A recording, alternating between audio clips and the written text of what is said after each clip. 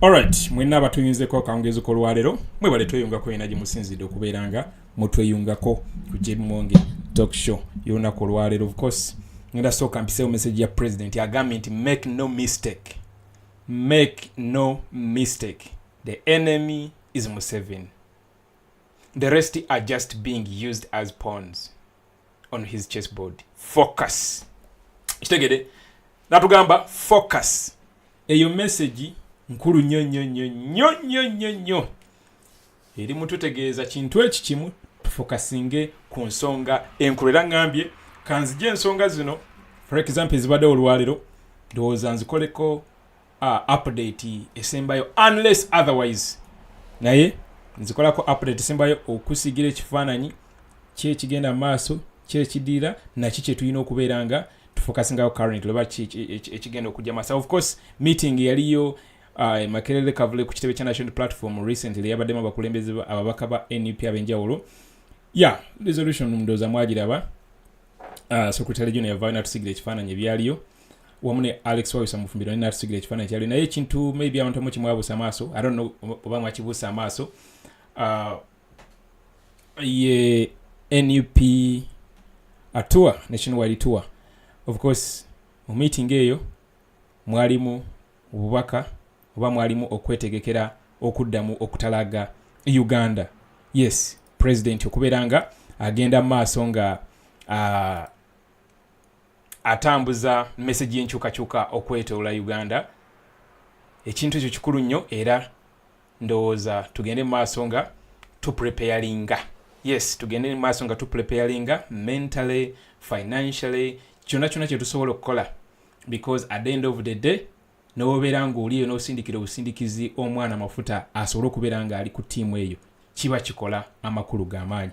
Naye ebadde olunaku olwaleero ebyampuga sigenda big divinga deeper, wabula ngenda kusigira ekifaananyi NUP kyesobodde okwachivinga. Of course objectives za NUP zo NUP has achieved its objectives as in why it has been doing all this. Of course byonna ebadde bikola ng'eyina ensonga lwaki ebadde bikola, nzize okuyitiramu ne mu ekyo. Naye nga sinnaba kugenda wala, kansooke mbeeko video kansooke nkubire video eno.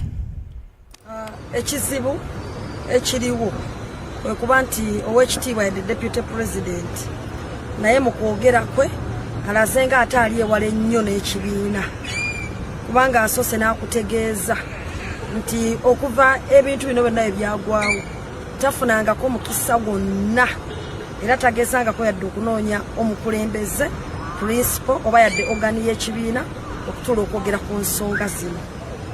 Ekyokubiri n'akulaga nti ne meeting eyayitibwa bwe yandibadde ateeka ensonga zino ziba nga zikubaganyako ebirowoozo, ate nayo yagiboyikooti kati yagijjaamu. Ekyo nno nga kiraga nti platform gye yandikozesezza emu ku zo okutereeza n'okubaako byaleeta teyagikozesa. Ate n'amaliza ng'akugambye nti yadde deputy president ate nga founder member ate yali ayagala kusooka kufuna agenda. Ekyo nno kiba kikulaga nti yadde omukulembeze ow'ekitiibwa alaga nti founder era alaga nti deputy president naye alinga ali ewala ennyo n'ekibiina.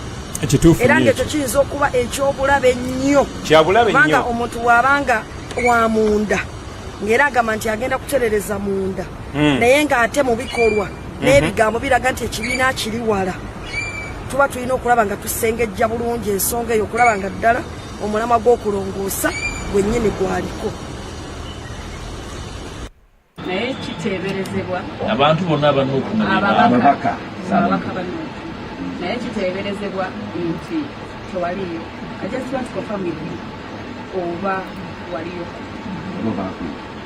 Ekisooka okusalawo okugenda mu lukiiko nze mba nsazeewo, era bwe ngamba sijja kugenda era nze mba nsazeewo. Olukiiko olwo lwampitibwamu naye nga tewali nsonga ya Simba eruntwalamu. Simanyi oba mwamanya ebyafaayo nga byali bya Simba. Njagadde just kale kukubirako ka video yako to put you in a mood.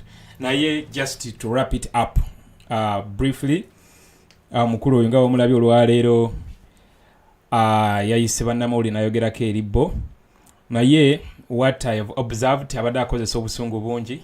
1, abadde akozesa amaanyi mangi, body language ye naina, then nga tateredde in brief, abadde nga ali ku tension, kugamba ng'olabira ddala nga olulimi lwakozesa lukambwe, amaanyi akozesa mangi, of course okugezaako okututegeeza nti naagenda tugolola ettumba era aganye okuva ku kifo kya Parliamentary Commission and all that kind of thing.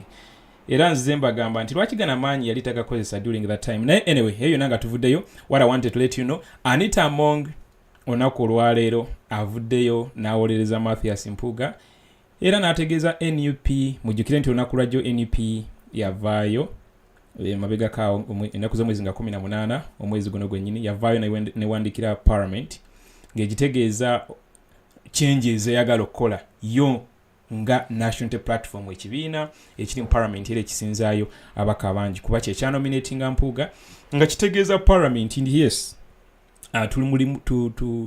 twamunominatinga kati ate engeri gye tulaba akolamu ebintu tegendera ku mateeka agafuga ffe ng'ekibiina wamu ate ne opposition block, kati nga tusaba aveeyo then tuteekeyo zaake. Mwala ebbaluwa eyo nagibayitiddemu olunaku lwajjo. Anita Among avuddeyo n'awandikira NUP era n'agigamba nti neweekomba ku vvu, neweetuula ku mpiso, neweekola ki, Mpuuga talina gy'alaga. Oba kitegeera. Of course we are going to go through it. I'm not going to go through the entire later or response kuba ebintu ebimu bibaddemu najja wano n'emibanyola sometime back amateeka NUP of course gaina okuyita manu all that kind of thing. Naye njagadde kulaga oba njagadde kusigira kifaananyi what is currently going on. Anita Among avuddeyo n'awolereza bulungi Mpuuga era n'agamba nti NUP teyinaade na buyinza and all that kind of a thing. Of course NUP ekyo nakyo ekiwaddeko response ng'ensonga zino of course zimalirizibwa kuba yo ezimaliriza. Yes, ensonga zino za Mpuuga ezimaliriza ate ne Mpuuga naye kennyini zigenza okuggwa ng'agaanidde ku kifo kya Parliamentary Commissioner era agambye tagenda kivaako wa mwetuge. Yes, ayogedde bingi of course. Naye Anita Among you know one. Kulaga wano nti of course yagiwandiise nga 25 mwezi guno gwennyini omwaka guno ne receiving buli lunaku lwabadde lwajjo. Yeah. Now, egamba withdraw of mandate and nomination of commissioner. Reference is made to your letter dated 18th March 2024 wherein you communicate to me the party decision to withdraw the nomination of Honorable Mathias Mpuuga and replace him with the Honorable Zake Francis as Commissioner of Parliament. Parliament Commissioner elected by Parliament by virtue of Section 2 of the Administration of Parliament, Cap 257 and Rule 11, Subsection 4 of the Rules of Procedure of the Parliament of the Republic of Uganda. The role of parties under the law is limited to nominating candidates for election to the office of the Commissioner of Parliament as stipulated in subsection 2 to B. It provides nomination of the candidates for election to the Commissioner of the 4 members of Parliament referred to in subsection 2 shall be made by the government and the opposition sides. Now, gundi zino sazifunye zonna anyway. I wonder why SARS, but there was zonna. But let me see on this other side.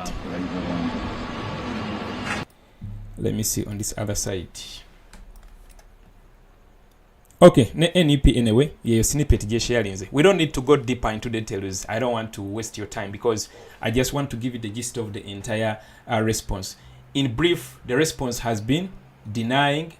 It has been actually ngigana okusaba kwa National Unity Platform. Now, I want to read to you the response from the National Platform ngegalawo ensonga eno. In brief, nze mundaba yange ensonga eringa egigadde because NUP of the negamba nti for clarity egambi like the way you see on the screen, I want you to also follow along. Egambi for clarity, when we communicated to Parliament our decision to withdraw the mandate we had given Honorable Matthias Mpuuga. For clarity, when we communicated it to Parliament, our decision to withdraw the mandate we had given Honorable Matthias Mpuuga to represent us as the commissioner, we were aware that Miss Anita Muwonge would seek to protect him like she has previously done. Just this past weekend, Dictator Museveni praised her for having brought many opposition leaders to him. Her ways are therefore well known. In any case, Miss Muwonge chaired the Parliamentary Commission meeting that illegally and immorally allocated the 500 million shillings to Honorable Mpuuga. Our communication therefore intended to achieve 3 objectives. Now, I want you to listen, or I want you to also follow bulungi nnyo nsonga zino ngozi following bulungi. NUP continues to explain to state objective number 1. Chialegalo kwa achieving. To be on record and officially communicate to Parliament our disapproval of corruption and the abuse of office. That is 1. To be on record and officially communicate to Parliament our disapproval of corruption and the abuse of office. Objective number 2. To reaffirm that given the facts available now, Honorable Zake Francis remains our legitimate representative on the Parliamentary Commission, as he was unconstitutionally removed from that role. And the objective number 3, to ensure that when the Parliamentary Commission engages in more forms of corruption, as it surely will, no wrongdoing shall be imputed on the National Unity Platform. At least for now, the nation knows that Honorable Mpuuga no longer represents us on the Parliamentary Commission. Let me hope you get it well. Those are the 3 objectives NUP wanted to achieve. Because, like it or not, these guys, like I told you, the Parliamentary Commission is the governing body of the Parliament of Uganda. It sets the agenda Parliament kwetambulira. Kati agalagana kyolanga bali basobola era okutuula ne beegabira ssente y'omuwoomusolo ekintu ekyatadde Mpuuga mu kifo kyalimu kati ng'ayogera bingi nnyo to the point nti ate yasimbukidde na mu kuwoza sigenda kuva mu party ne weebuuza ate patani yagambye giveemu. So by the time we bagenda okukola bujwanga waabwe, because like it or not, the reason as to why this guy is being defended, the reason as to why this guy is being backed by people on the other side, it's because he can sit down with them and they cut deals. Something Honorable Zake cannot. Zake yabawandikirako ebbaluwa nga abategeeza bujwanga gwe baali bakola mu commission yeeyo. N'abagamba tagenda kukkiriziganya nabyo. Kwe kumugoba era kwe kumulukira olukwe ne bakola ki? Ne bagamba no tufune engeri gye tumwegobako. So the reason as to why they rather remain with Mpuuga, it's because for him, he is okay sitting down with them and then they cut deals. Remember, this 500 million saga, no one knew about it. They kept it as a secret. The meeting happened on the 6th of May 2022. It just surfaced recently. Of course, rumors. There were no evidence then. Naye, singa byali kwalaali nga sibirimu mwankwetu lwaki muba mubikweka. So a person of that caliber Museveni babeera ayagala okukola nabo. So teweewuunya lwaki Anita Muwonge abeera mu defendinga. Kankubuuze, Anita Muwonge asobola ku defendinga Zake? Tasobola. Kuba kimanyi kabwanango ono Zake is indifferent.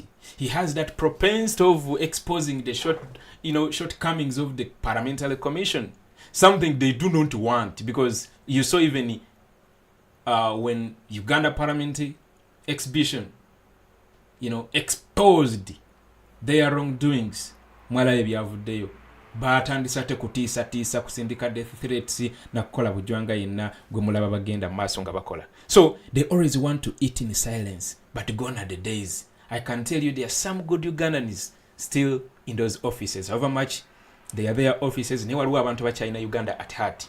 And ne bagamba no kino tugenda kukola ki kukirizigana nyakyo. So we balabayo omuntu nga he can easily sit down with them and they make deals. Ate mwene mwagala omujjawo, they will also fight to retain that person, just like the way they did it to Mapenduzi. So this is not the first time. That's why NEP wane kugamba ntino. For clarity, when we communicated to Parliament our decision, we were aware that Miss Anita Muwonge would seek to protect him, because she has done this before. Kitegeera kuno sigama nti gwe gusoose baali bamanyi nga baagala kwachivinga objectives zaabwe bajjeko omusalaba ogwo bejjeko ekikolemu ekyo wabeera obujwanga yenna akola. At least there is amabaluwa agasindika Parliament nti omuntu ono takyali muntu waffe, omuntu eyo ebintu bye abikola ye nga ye wabula tabikola on behalf of the National Unity Platform. So ndowooza ensonga eyo mugitegedde bulungi era nsuubire at least yeah. Now omukulu adayogera olwalero, I want you to don't just listen to these guys, listen beyond what they speak, listen beyond what they say, listen beyond their facial expressions. We can see beyond their facial expressions and all that kind of thing. Don't just listen. Ainaka agamba okayogedde nti in the coming days simanyi ngenda kwetaba ne bannange betukkiriziganya nabo mu ndowooza yeemu, simanyi tutereeze ekibiina and all that kind of thing. In brief, I just identified a few things kyendaba wano ebigenda okujja maaso awo. Gwerinda NUP block eyinza okubeera nga egenda kubeera nga reformed anytime soon, era nga eyo teyinza kubulamu babaka nga Mpuuga, Seggona, Mwanga Kivumbi, Bwanika n'abalala ojja balaba, because those balina enzikiriza yeemu nti balaba president waffe nga omuntu ataasoma atamanyi byabufuzi and all that kind of thing. Bamuzaala wakiwola nga abadde ayogera olwaliro awozezza mbu president amuwulireyo ku nnyimbe, simanyi amuwulira, simanyi ku internet, simanyi amuwulira biki. Your fellow leader whom you call president. Actually, so it speaks volume and it speaks beyond what you speak, you know. So abantu abategeerera, abantu abayivu era abantu abalengerera ewala byoyogera babirabira ddala nga oyinza okubyogera bwotyo naye nga waliwo abategeera. Kati nga omwami ono actually ogenga Latigo avuddeyo n'abaako engeri gy'akola ki, you know.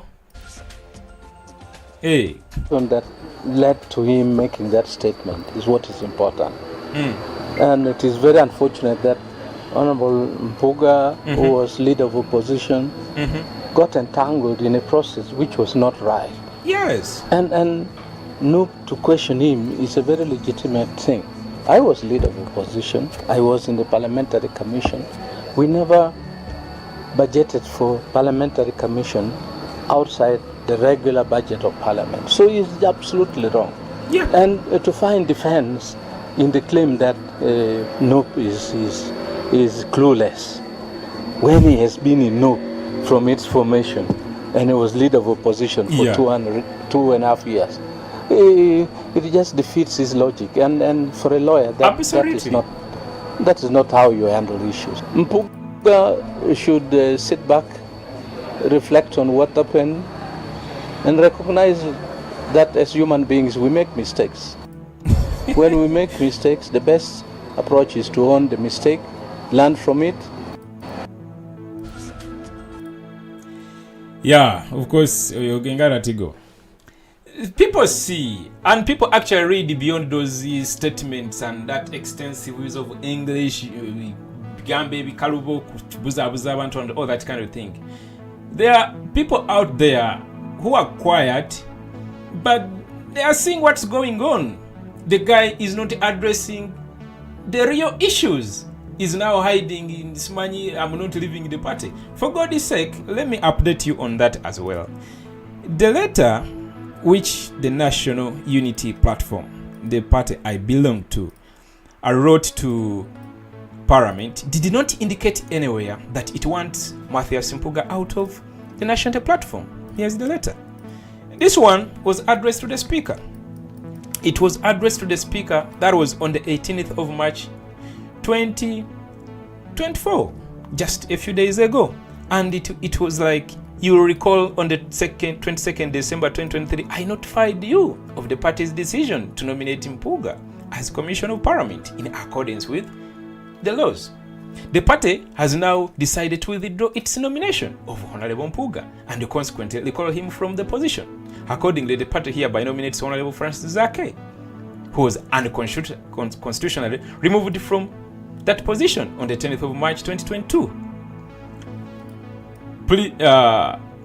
Please note that if Honorable Mpuuga remains in that parliamentary commission as a member, he will do so without the mandate of the party and the opposition platform. Now, when you read all this, which of course this guy came to maybe address and also update abantu be family n'abamukiriza mu his side of the story, this doesn't indicate anywhere yambuka kugwe mu kibiina. That's why I'm like, he's not addressing the real issues.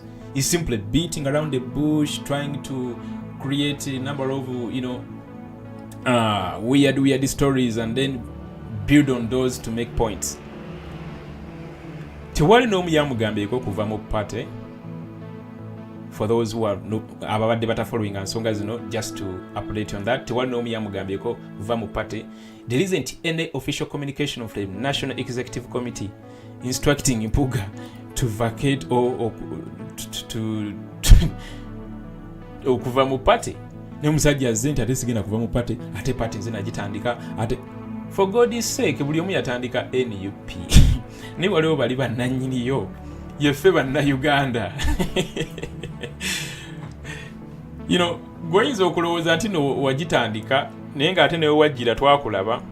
It doesn't put you at a level eya waggulu ennyo nnyo nnyo. Si bwe bityo bikola. Kyobalabanga wano Shamim Malendi akugambye, it's actually very it's a real issue y'amaanyi nnyo nnyo ey'okubeera nga ono, let me actually kankabaddizeeko akantu ako. Where is it? Come on.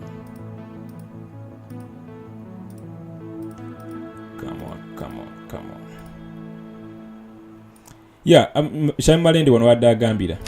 Ekizibu ekiriwo kwe kuba nti owekitiibwa yadde deputy president naye mu kwogera kwe alaze nga ate ali ewala ennyo n'ekibiina. Yes.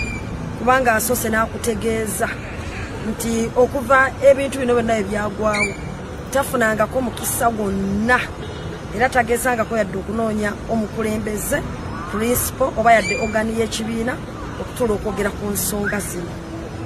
Ekyokubiri n'akulaga nti ne meeting eyayitibwa bwe yandibadde ateeka ensonga zino ziba nga zikubaganyako ebirowoozo ate nayo yagiboyikooti kati yagijjaamu. Ekyo nno nga kiraga nti platform gye yandikozesezza emu ku zo okutereeza n'okubaako byaleeta teyagikozesa. Ate n'amaliza ng'akugambye nti yadde deputy president ate nga founder member ate yali ayagala kusooka kufuna agenda. Ekyo nno kiba kikulaga nti yadde omukulembeze ow'ekitiibwa alaga nti founder era alaga nti deputy president naye alinga ali ewala ennyo n'ekibiina. Era ng'ekyo kiyinza okuba ekyobulabe ennyo kubanga omuntu wabanga wa munda ng'era agamba nti agenda kuterereza munda naye ng'ate mu bikolwa n'ebigambo biraga nti ekibiina kiri wala. Tuba tulina okulaba nga tusengejja bulungi ensonga eyo okulaba nga ddala omulamwa gw'okulongoosa gwennyini gwaliko. Yeah, ndowooza Shamim Malendi omulidde bulungi. And the point gy'akoze, it summarizes the entire press conference omukulu gye yabadde nayo olunaku lwaleero. Abadde ayogeza maanyi nnyo, abadde ayogeza boggo, abadde ayogeza bujoozi, abadde ayogeza kamanyiiro nga tayagala kumanya, ng'olabira ddala nga alifa, just like Shamim Malendi put it, alifa beyond each and everyone, including the party itself. Kwegamba yali eri mu bira, ali eri waggulu temulina kimumugamba so atusuubiza otugolera etumba anyway what's basic logic is like is the statement he made recently while on CBS because ranting ebigambo byali bingi ne spokesperson we asiba yogera ebigambo bingi nti ati party yabayaye party is a small group of family interests party atesi simanyi abamembers bavuma simanyi bavuma kabaka nti ate members teba piki so why then all of a sudden start to pick interest okusigalamu? Of course no one asked you to leave, but why are you making it a point nti sina jengenda? So choyina okumanya at the end of the day baagala tulira muli munda era gwerinda kwa masa ogenda kula mu some click nga yaba MPs abamu 2 3 4 5 6 nga bekozemu akakundi nga bashootinze direct ngira bwavuddeyo kati wano mission it has been unveiled to undermine, to belittle, to downplay and to discredit the person of His Excellency Bobiwine, his efforts, his leadership. Nga omulidde ayogera. It is a direct message. Mission has been unveiled today in that press conference. The way he has been speaking of a person of His Excellency Bobiwine, discrediting him, undermining his leadership, downplaying him. Nga omulidde ayogera. So tulooza nti aliyeka aliko ne banne. Mpozi kimulidde ayogera simanyi mu diaspora uli abantu simanyi biki mwe bakyalibanga bini mu diaspora. Tibawuddi so abantu bakyali bakozi ba sente.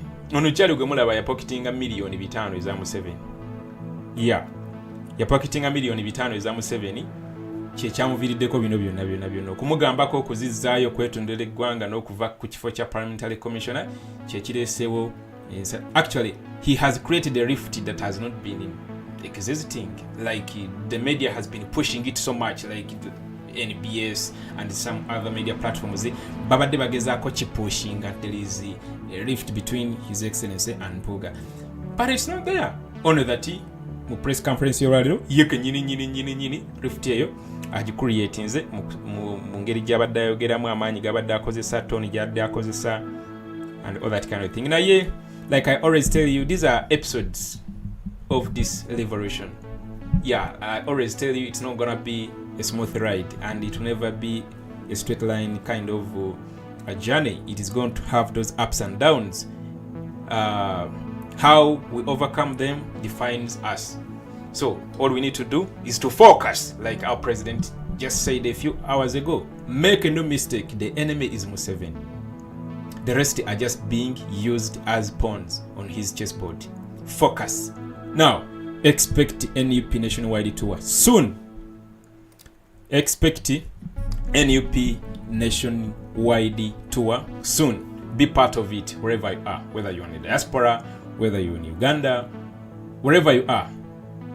And always renew your commitment and devotion and loyalty to this struggle. Bro, tetugezaako kukkiriza bana abasajja bakozesa ebigambo ba discrediting ono president waffe ffe twamwekolera. We had given them so much time actually. Ever since Museveni started playing games on Ugandans, of course he came as a force to reckon with. That was way back in 1981. But ever since he started playing his games during the times of BSJ, Winnie, Byanyima, you know, okumuvaako ne baforminga parties awo, I mean pressure group awo byonna ebyaliwo during that time 1996 between 1990 and 2000, between that time frame twakwasa abasajja bano bansiba mataayi obuvunaanyizibwa batereze Uganda eno naye kati byabalima kati ffe twekolera omuntu waffe ayagalibwa ensi yonna bw'agenda e Busoga bakaaba, bw'agenda Arua bakaaba, bw'agenda e Bugishu akadodi bakakyusa n'oluyimba bayimba lulwe bwe babanga bakola circumcision function zaabwe era bawuliranga n'ennyimba bayingiza mu kigambo Bobiwine Bobiwine. I like that song. Nkagala nnyo. Akadodi bakayiwa mu bigambo bya Bobby. So yona gyagenda ffe twamwekolera. Twasanga yeesomera dda ng'ebitabo byayina. ate nga sente yeekolera dda.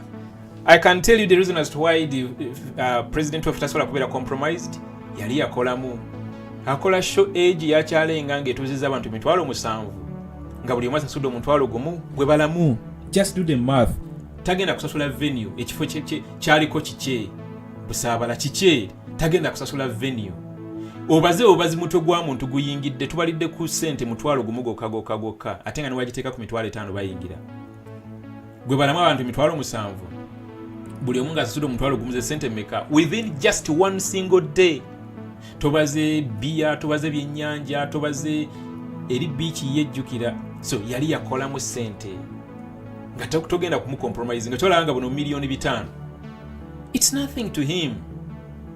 Niba n'abasajja bwe twabakwasa obuvunanyizibwa obwo okudisappoint kukwekolera omukulembeze waffe kugaye twamusanga yeesomera ng'amajalina ng'ate ayina Uganda at heart. Kati tugenda kukkiriza muntu n'omu aveeyo atandike okudiscreditinga, atandike okubelitolinga, atandike okuweebula obukulembeze bwa president waffe. Atuwadde essuubi. Nze Jebbi Muwonge twabeeranga eyo mu bintu bitaliimu makulu. Nga social media tugipostingako bifaananyi n'ogenda okuba akafaananyi akanyumi n'oteekayo ofuna likes. Naye omusajja yajja, he flipped the life of his celebrity life.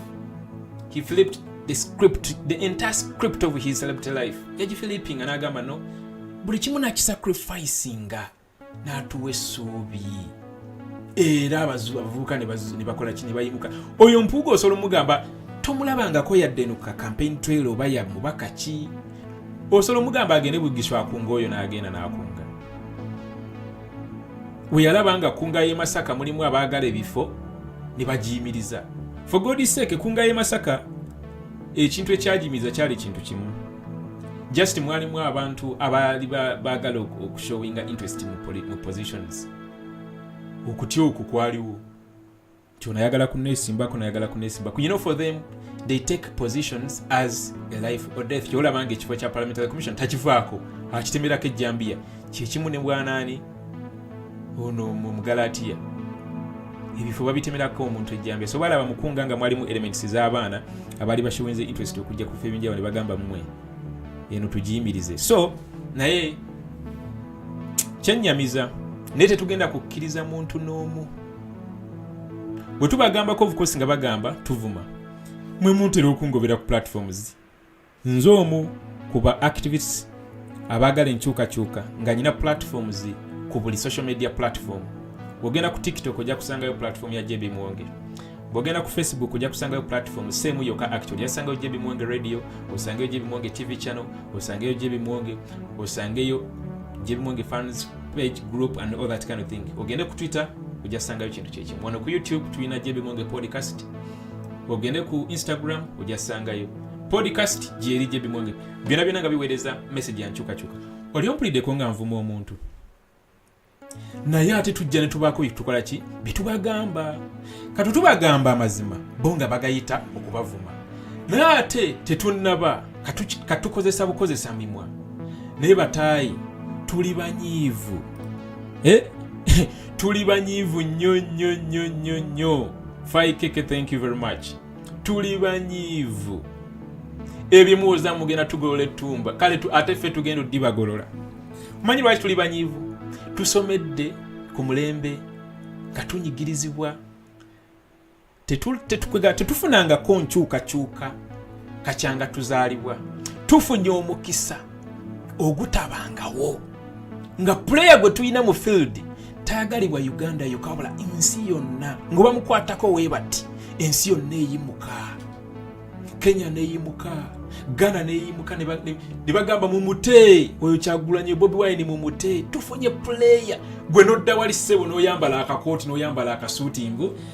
President musaasira bambi omanyi muwulire eyo ku TV amini ku nnyimbe notuna omusajja nga bandisuubire nti agenda kubeeramu amagezi agambe naye omanyi ekifo tekinjogeza bino byonna. Kifo ate si kyakufaana kuwona kifo ekifo ng'olowooza omusajja agenda kubeeramu amagezi agambe naye ekifo kino tekinkozesa bino byonna. Ekifo kankikole ki? Naye naakola press conference nga azze ku discreditinga. Kati awo omanya nti mission is alive. His mission as to why he actually even ate the money, because very many of you have been asking questions that what did this guy sign for in order to be given that money? Remember, he signed that deal 6 months into the office of the leader of opposition. 6 months, the one he calls gratuity, because gratuity actually is always stipulated very clearly in bold letters in your contract. You know, naye bakosa oluzungu lungi musimanya akasiimu ate gratuity. Tetugenda kukkiriza muntu kutukola ki. Anyway, andi yaga agenda tugolola ettumba. Ffe tugenda odimugolola. Nze nkwade platform zange zonna nti bagasimanyi tubavuma. Alino tunatandika. Naffe ebigambo tusobola kana akamu kalaba kasobola okwogera ebigambo ebyo ebinene. Naye olumu ogamba nedda. Tekiyeetaagisa tekigattako. Bali ababikola babeera basasule batuvumaganye. Ekyo ina kitegeera butegeezi, common sense. Ne kati sebo bano kye bakozesanga defense.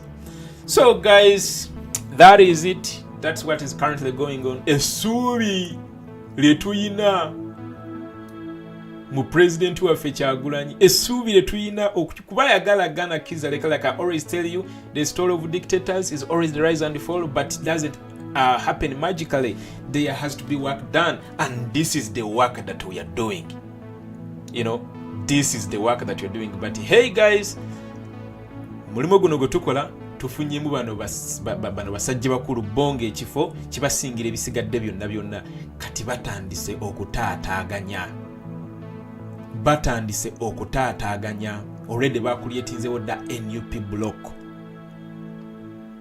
Abakulembeze abasayinize ku NUP block eyo, by default you can even mention them, those that have abawolereza this thing first of all. Kibulanga lwena gamba nti muba noting, muba recording, guligola bavaya wolereza okozesa obi office kuno. For God's sake, if you defend the person of Honorable Mpuuga for taking 500 million taxpayers' money, then where do you get the audacity to blame Anita Muwonge, who uses 400 million weekly? Where do you get that audacity? That means you shouldn't even blame Museveni for praising Anita Muwonge, you know. Then if you are in that kind of a bracket, then which kind of change are you promising Ugandans that are desperate for change? Not today, not yesterday, but for the last 38 years. So kyetugamba nti fabamu tetugenda kukkiriza. Era tujja bikkiriza. Only that tetugenda tebidu eringako nnyo, tugenda kufokasinga. Guys babaddewo nga bafuna bufunyi ensonga zino baziryamu buli. You know, naye kweka simanyi ekibiina, ate simanyi temuli mpisa, ate simanyi accountability, ate simanyi biki. For God's sake, the issue is about, are you stepping down willingly such that Parliament can at least vote? Kuba wavayo n'agamba nti nno akakiiko nkavuddeko yenga ye, then Parliament can act. Naye kati alina backing yani Anita Muwonge. Ate Anita Muwonge yomumanyi mobilizing abakulembeze basigadde basiba musimbi. Naye nga currently Anita Muwonge yakikonye mu stamp ekya NUP nekikola nekigaana. Era tosuubira nti nno Mpuuga agenda kuvaako ku Parliamentary Commission nedda. Anita Muwonge naye nga NUP bwe kugambye nga maliriza live channel, aliyo mu bukyamu, taliyo na mandate y'abantu, taliyo nakwagala kwaffe fe omukulembeze gwe tumanyi nga Parliamentary Commission aliyomu Honorable Francis Zaake. Kooti yasalawo zaakaddizibwe ku kifo ekyo, naye Anita Muwonge ne ttiimu ye ne bagaana okuzaako Zaake ku kifo ekyo. Era NUP actually kwe yasinzidde okuddamu omunominating, ate n'okubeera nti Honorable Zaake Wambazuulu alina omutwe munene, be bamalema be South Africa. alina omutwe munene, you know, alina omutwe munene, asobola okukuloopa, asobola okukuba ekifaananyi ng'okola bujwanga n'abipostinga ku Facebook bwakulengera nga weekobaana ne Gachali asobola okutega essimu n'akulikodinga bulungi n'agamba batuuze nti abaaye ono ali mu kwokya. You know, that is the character of Honorable Zaki. So basically that is that I had for you today. Unless any one of you has something to say in the comment section here. Hey, kanso kengendeko wano msokoleke gwe. Wait. Lindako. Is it this? Let me see. Ekiriwo. Wait. Kamole kanonya wano nga okubira ne kayimba kani. Kana Lumasi. Kamire na Lumasi wasomwe di mama. Bino byenjongera nze manyo bimanyirwa kuba weewunza. Waliwo amaanyi ng'abono bakira kikiweefebya. Kulw'abantu boddamu amagezi ekitiibwa kigenda. Abantu abo olwakweyerusa sibeerufu nnyo. Kulw'abantu boddamu ku nsonyi ekitiibwa kigenda. Alright, by the way, yesterday program je nakoze about what was going on in Senegal and all that kind of thing. By the time I did that program, President Yadeta naba kuberako message ja wandika about what happened in Senegal. Mujukire nti aba Senegal bo ya dice bakubye mikaga joka emirundi ejo na era omuzanyo ne bakola ki ne baguwangula.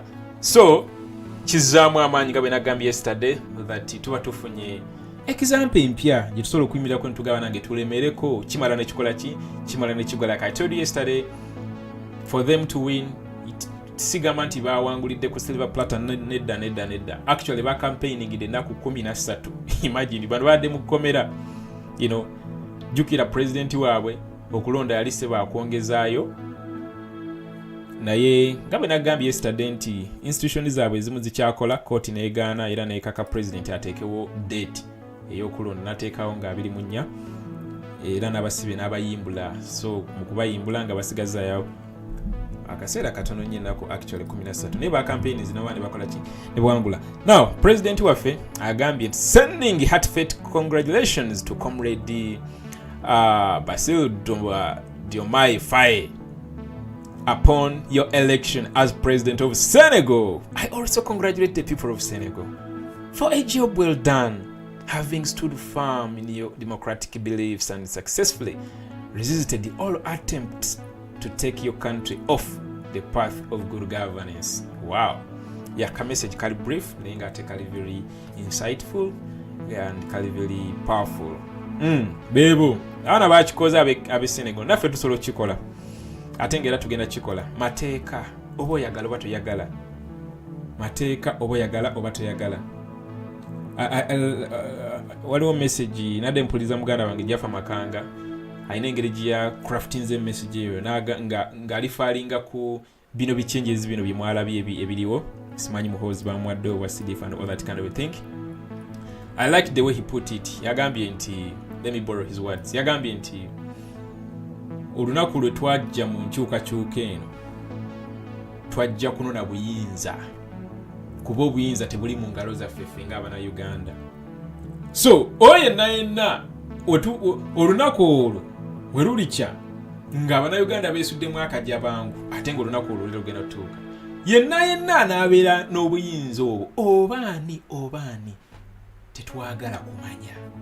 Newe baleeta papa ne bamufuula president, newe baleeta mutabani waago ne bamufuula CDF, newe bamuleeta ani we tubanga tusazeewo tetwagala kumanya obaani abi newe banaakola newe bafuula ani oba CDF simanyi biki tebigenda kukolawo any change.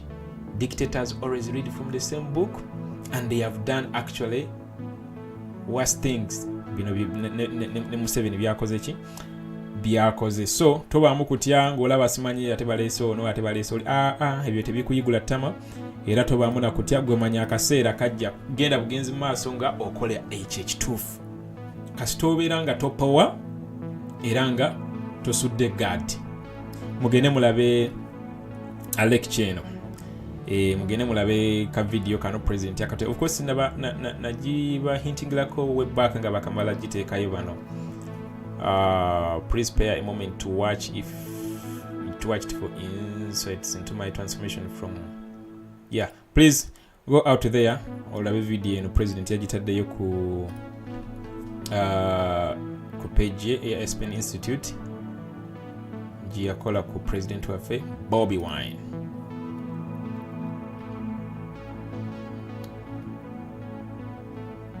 Alright guys, sigenda kusukako wano nadde njagala tubeere n'amasimu naye sisobodde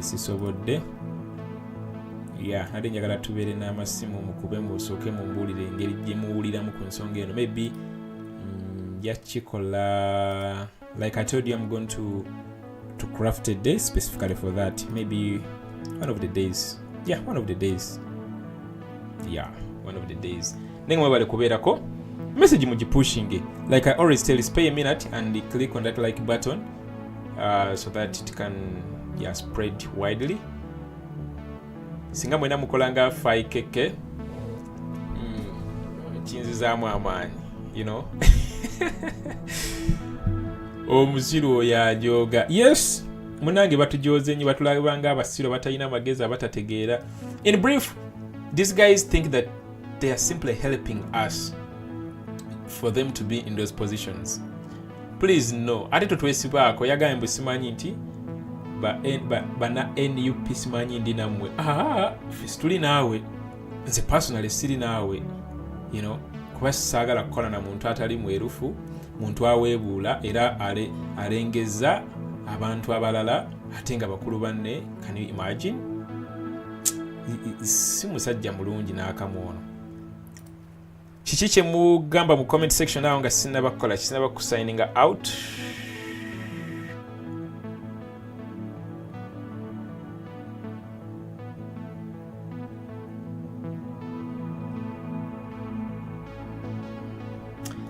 Johnson, the believer ogambye nti we knew that it was going to come like that, but let him remain in the office 2.5 years and he leaves the parliament and be no more. Oyo avudde ku mugendo gw'ensanafu tumuwonye. Tujja muleetera sempiira awo gwe yayagalira omukazi. Naye nze mbatyako kudiginga information baana mmwe abaana ba NUP tebawoneka. And the reason as to why it's like that, it's because this is the revolution. Gwe twengange kyolanga nsiba mbagamba nti we don't need to focus on Museveni alone, but his network as well. Ne network na yeke nyini nayo tujikola ki kiba kirungi ne tujikubamu tochi na tuje exposinga kiba kiyambira ddala ne bana mwe temuwoneka mudiginga temuwoneka kyekiri kinabagamba nti let us all identify our best, the best that we can give this struggle. Gwoba osobola okudiginga information osooka okwata omusajja n'omuprofilinga bulungi ng'ekyo kitukolera ffe ng'otuleta message nga tugikola ki nga tugisaasaanya. Ya platforms zitwazikola weziri mpitirivu nnyo zibulako content gwe tuteekayo nze kankubuulire kuba bintu bingi ebigwawo mu Uganda naye omala otya olunaku nga topostinze kintu na kimu. They despise social media simply because as if they are not aware that people who use social media are actually real people, you know. And kyola figure tetusobola kusula step eyo, you know, tetusobola kusula step eyo.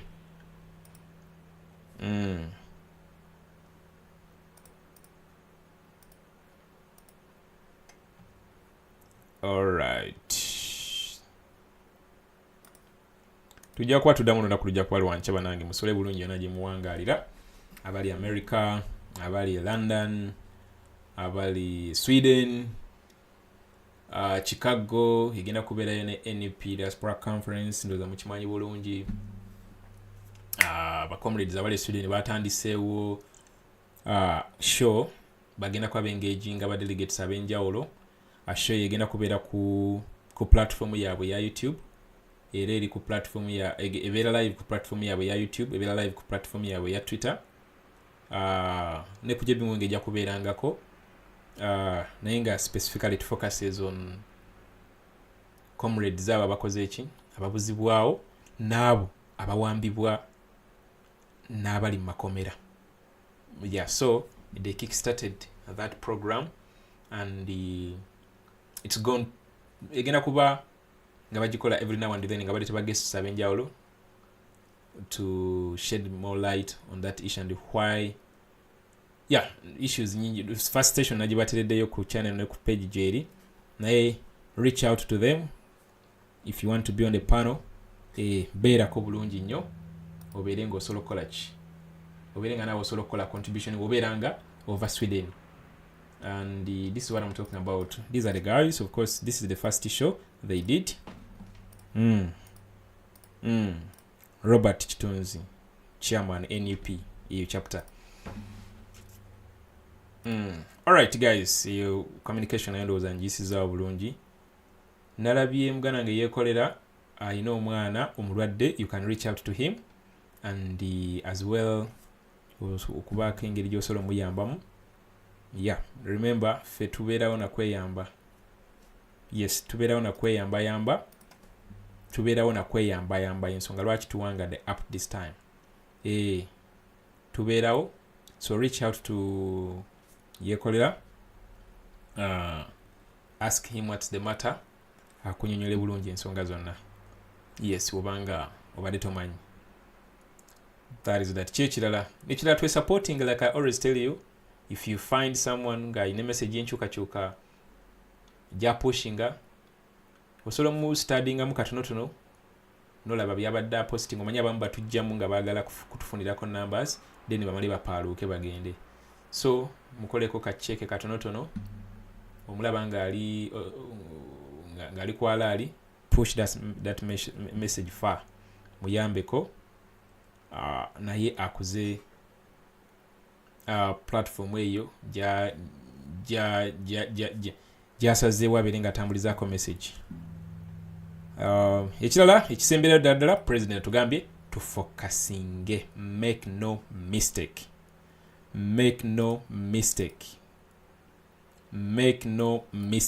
message yiyo kanjiteekewo naawo, make no mistake. Museveni is the enemy is Museveni, the rest are just being used as pawns on his chessboard. Good night, bye bye.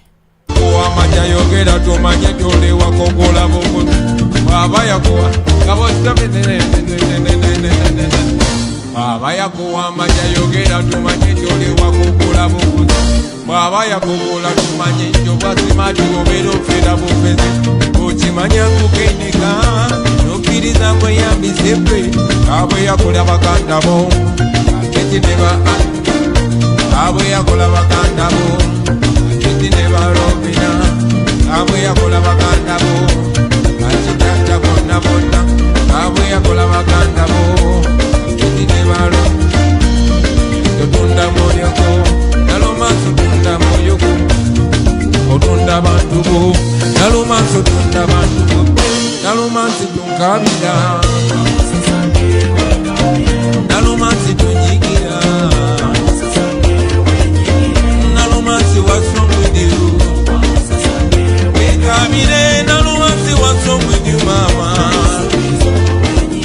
bino byenjogera nze manyo bimanyirwa kuba weewunza waliwo amaanyi ng'abono bakira kikiweefebya abantu bodamu amagezi ekitiibwa kigenda abantu abo olwakweyerusa zibeerusu nnyo olw'abantu bodamu ku nsonyi ekitiibwa kigenda omukyalo oyo olwakweyerusa zibweruku nnyo atendekulaze ekyakulumiru n'okamala ezo sente zakuwaki atunda binotukira akuwambani alinga agamba oli wagula buguzi nawe utunkana olinga kalumulirwani akuwambani alinga agamba oli wagula buguzi akuwambani love Yeah, this is to communicate to all our friends and fans in London.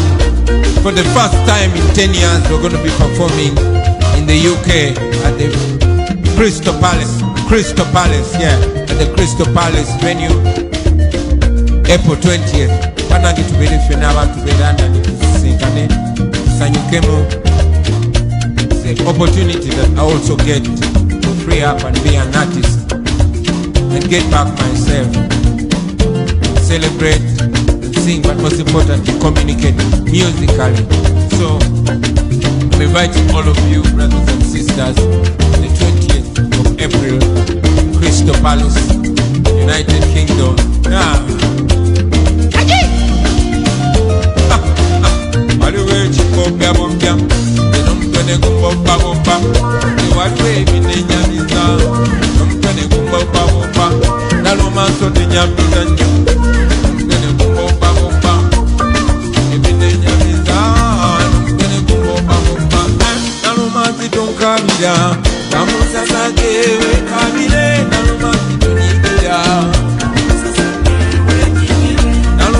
What's wrong with you?